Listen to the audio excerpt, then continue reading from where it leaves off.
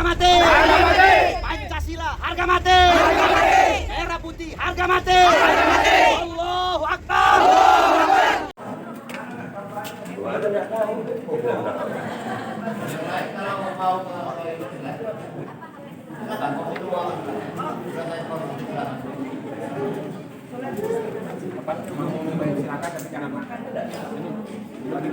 Ini namanya kampanye.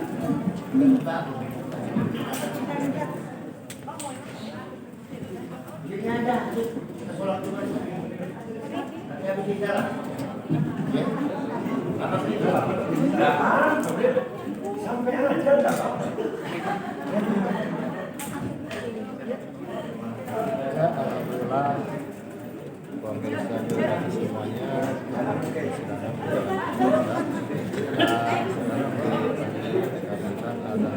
Ramadan dan tadi Oke ya, yang satu ini ya silakan. persidangan akhir setelah Belum selesai. Pakai saldo. Belum.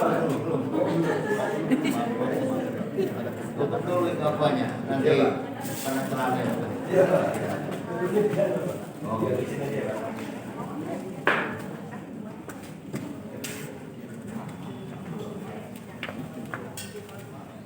kita saksikan bersama-sama. Ada PPK, COVID cabut dan lanjut. Ini hanya baru beberapa ini ya. Oke ya, silakan.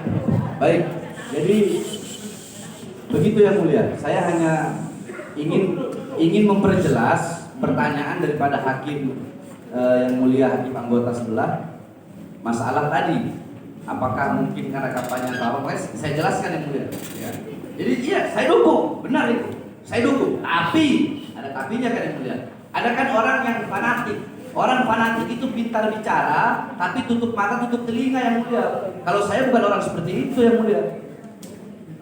Saya kalau salah ya salah, pengkhianat saya cek pengkhianat yang mulia. Yang jelaskan itu kan saksi. Nah, iya makanya. Nah terus tadi melanjutkan apa yang dipertanyakan oleh majelis anggota tadi. Apakah mungkin kebencian itu masih berlangsung padahal udah dari 2019? Kan pertanyaannya begitu. Ya. Nah, saya bertanya kepada Anda. Anda tahu iblis? Tahu. Tahu. Tahu. Ketika iblis dikutuk, dilaknat oleh Allah Subhanahu wa taala, ya. Itu iblis benci enggak sama Nabi Adam? Benci. Benci. Benci. Benci. Benci. Baik. Dalam kitab dijelaskan bahwasanya setiap kurun 100 tahun,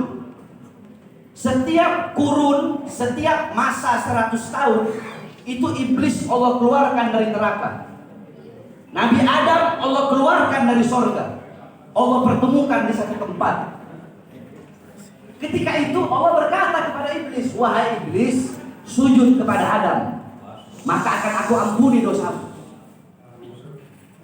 Itu Allah memberi kesempatan nggak kepada iblis? Memberi nggak? Memberi. Ingat, setiap 100 tahun itu. Iya. Itu ada dalam kitab. Setiap kurun 100 tahun itu iblis dari neraka Allah keluarkan, Nabi Adam dari surga Allah keluarkan. Allah masih suruh sujud. Allah saking kasih sayangnya masih memberi kesempatan kepada iblis untuk bersujud biar aku ampuni. Tapi apa kata iblis? Tidak, aku lebih memilih di neraka. Kenapa? Karena kebenciannya dia sama Nabi Adam. Nggak cukup sampai di situ. Di zaman Nabi Musa, iblis datang, wahai Musa, engkau kalimullah, orang yang berbicara dengan Allah. Tolong sampaikan kepada Allah, aku ingin bertobat. Nabi Musa bilang, ya Allah, iblis mau tobat. Kata Allah apa? Kalau iblis mau tobat, suruh sujud di kuburnya Adam. Apa kata iblis? Sujud di kuburnya Adam? Adam masih hidup saja. Saya nggak mau sujud, apalagi Adam udah jadi bangkai. Tetap dia nggak mau ini. Jadi kebencian iblis itu tetap berlangsung. Sebagaimana mereka yang membenci saya tetap berlangsung dari 2019. Entah sampai kapan saya tidak tahu yang mulia. Itu jawabannya mulia. Terus, ya, tadi yang mulia Hakim Ketua berkata, ngeri sekali saya mendengar ketika Habib Bahar berkata, resiko paling kecil di penjara dan resiko paling besar dibunuh. Apakah Anda tahu? Beb, Anda punya kakek Imam Hussein itu diapakan, Beb, sama pemerintah? Dipenggal ya boleh. Diapakan? Dipenggal. Diapakan? Dipenggal. Kenapa dipenggal? Karena apa? Apakah karena korupsi? Apakah karena menyengsarakan rakyat? Atau karena membela rakyat? Membela rakyat melawan kezaliman penguasa. Sayyidina Hasan, kakaknya Imam Husain, dibunuh, diracun yang mulia. Pertanyaan saya kepada Anda, kenapa Imam Hasan diracun? Apa salah beliau? Apakah beliau maling uang rakyat? Apakah beliau penjahat besar? Atau beliau diracun karena menyampaikan kebenaran dan melawan kezaliman? Beliau diracun karena melawan kezaliman untuk menyampaikan kebenaran. Al-Imam Ali Zainal Abidin, Sayyidah Zainab, Ruqayyah, Sukainah, putri-putri Imam Husain, putra Imam Husain yang tersisa Imam Ali Zainal Abidin, dirantai tangannya, dibelenggu, mereka diarak bagaikan binatang, dimasukkan penjara Imam Ali Zainal Abidin. Kenapa? Apakah beliau penjahat? Apakah beliau ingin merampas kekuasaan ketika itu? Atau apakah ingin melawan kezaliman dan menyampaikan kebenaran? Jawab. Melawan kezaliman, menyampaikan kebenaran.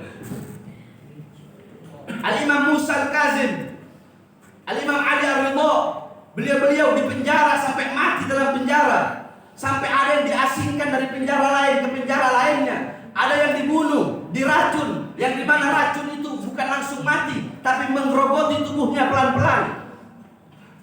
Al-Imam Syafi'i, beliau pernah dipenjara. Imam Hambali pernah dipenjara. Imam Sufyan Ats-Tsauri pernah dipenjara. Para ulama-ulama, para imam-imam zaman dulu semuanya dipenjara. Kenapa beliau dipenjara? Apakah karena beliau itu pelaku kemaksiatan? Apakah karena beliau ingin menghancurkan pemerintah yang sah? Atau karena beliau berdiri dengan tegak, tidak menundukkan kepala untuk melawan kezaliman, ketidakadilan dan menyampaikan kebenaran? Jawab. Beliau ditahan karena beliau berdiri tegak melawan kezaliman, menyampaikan kebenaran. Itulah kakek-kakek kami yang mulia, dan itu yang diwariskan oleh kakek kami. Sehingga bagi saya, risiko paling kecil di penjara, risiko paling besar dibunuh. Terima kasih. Amin. Baik ya. Cukup ya, ya. Jadi keterangannya kata baik ya. Silakan. Cuma yang kampanye tadi saya ralat. Iya ya. Kasih. Ya, cukup.